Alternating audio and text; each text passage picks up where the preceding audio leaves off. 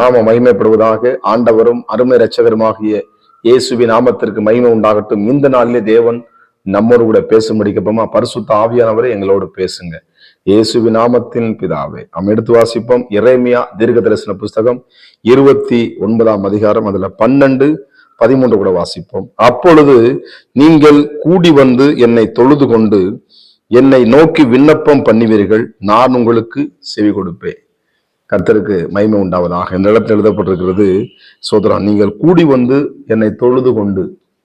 கர்த்தர் என்ன பண்ணணும்?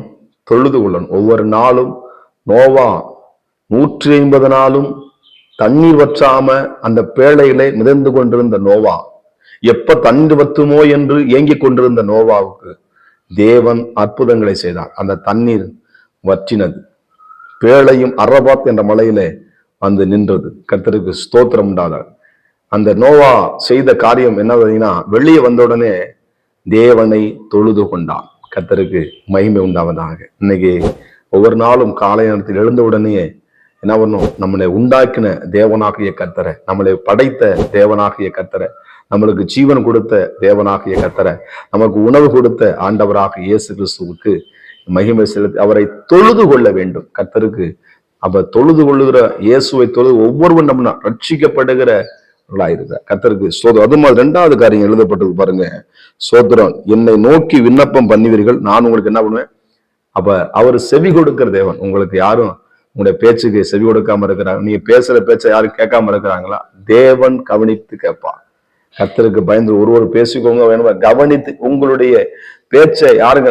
ஆண்டவருங்க பேச்சை கேட்பார். கர்த்தருக்கு ஸ்தோத்திரம். என்னை யாரும் மதிக்கிறதுல, என்னை யாரும் இழிவா என்றாங்க அப்படி சொல்லாதீங்க. தேவனாகிய கர்த்தர் நீங்கள் பேசுகிறதை ஆவலோடு கவனித்து கேட்கிற தேவன். எப்ப கேட்பாரு? கீழே 13 சொல்லுகிறது, உங்கள் முழு இருதயத்தோடும் என்னை தேடுவீர்களானால் என்னை தேடுகையில் கண்டுபிடிப்பீர்கள். அப்ப எப்படி தேடணும் ஆண்டவரை? சோத்திரம். அரைகுறையா இல்லை, முழுமையாக.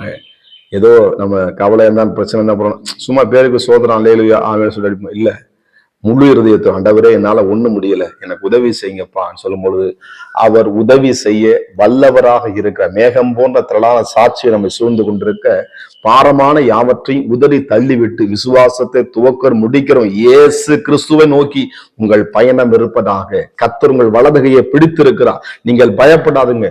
அவர் உங்களுக்கு செவி கொடுக்கிற தேவன், உங்கள் விண்ணப்பத்தை கேட்கிற தேவன். முழு இருதயத்தை அவருக்கு கொடுங்க. கர்த்தருக்கு மகிமை உண்டாவதா? அரை குறையா இல்ல, 10-11 முதலிடத்தை இயேசு கொடுங்க. அந்த முதலிடத்தை இயேசு, தேவராஜ்யத்தின் நீதியும் தேடுங்க. முழுசு ஆண்டு ஒப்பு கொடுங்க. ஆண்டவரே என்னை ஒப்பு கொடுக்கிறப்பா, ஐ ஆம் சரண்டர். ஆண்டவரே இந்த புதிய நாளில என்னை முழுமையாக ஒப்பு கொடுக்குறேன்ப்பா. உலகத்துக்கு பாதி, அங்க பாதி, இங்க பாதி இல்ல, உமக்கு நான் முழுமையா சரணடைன்னு சொல்லி பாருங்க. கர்த்தர் உங்களுக்கு செவி கொடுக்கிற தேவனாகிய கர்த்தர். கர்த்தருக்கு மகிமை உண்டாவதாக. இந்த இடத்துல எழுதப்பட்டிருக்கிறது, சோத்திரம். என்ன பண்ணு? நீ என்னை தேடுகிறனாலா என்ன பண்ண? கண்டுபிடிப்பு. தேடியாதவர் என்ன பண்ணு? ஒரு பொருள் தேடி பண்ணா எவ்வளவு ஆர்வமா தேடும். டக்குன்னு என்ன பண்றோம்? அதை போய் வச்சுட்டோமே டக்குன்னு தேடுறோம். ஆனா பைபிள வச்ச இடத்த தெரியாம நம்ம தேடிட்டு இருப்போம். சோத்திரம். ஆனா ஆண்டவரை நீங்க தேடணும். கர்த்தருக்கு மகிமை. என்னை தேடுகிற எப்ப தேடணுமா? அதிகாலை என்னை தேடுகிறவர்கள் என்னை கண்டுபிடிப்பார்கள். கர்த்தருக்கு ஸ்தோத்திரம். இயேசுவை எப்படி தேடணுமா? எல்லாருக்கும் ஒரு வரமுறை தேவன் வைத்திருக்காங்க.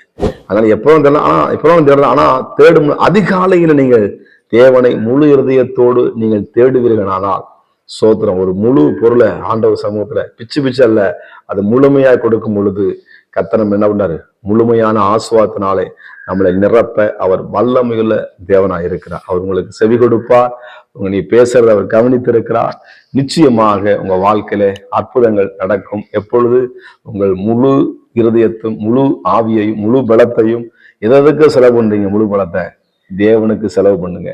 கர்த்தருக்கு அவருடைய சமூகத்துக்கு செலவு பண்ணுங்க. நிச்சயமாக உங்கள் விண்ணப்பங்களை கேட்டு அற்புதங்களை செய்ய வல்லவராக இருக்கிறார். ஜெபமனோமா? பரிசுத்தம் கிருபை நிறைந்த நல்ல தகப்பனே, உடைய பிள்ளைகளுடைய வாழ்க்கையில ஒரு அற்புதத்தை செய்வீராக. இயேசுவின் நாமத்தின் பிதாவே, ஆமென். God bless you. கர்த்தர் உங்களை ஆசீர்வதிப்பாராக.